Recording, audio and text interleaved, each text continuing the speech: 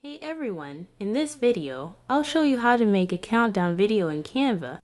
Open Canva and go to the search bar, type countdown to browse through a variety of pre-designed templates.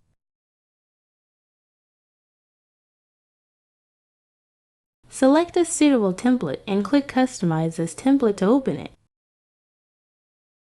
Next, personalize the template by adjusting colors, text, and timing to match your needs.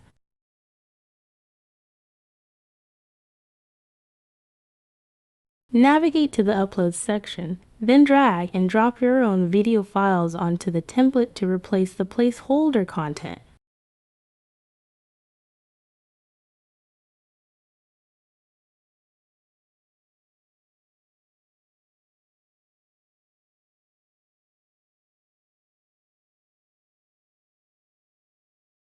Remove any unnecessary pages.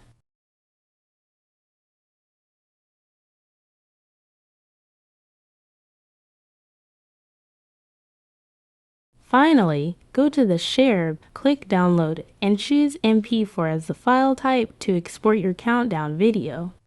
That's it! Thanks for watching.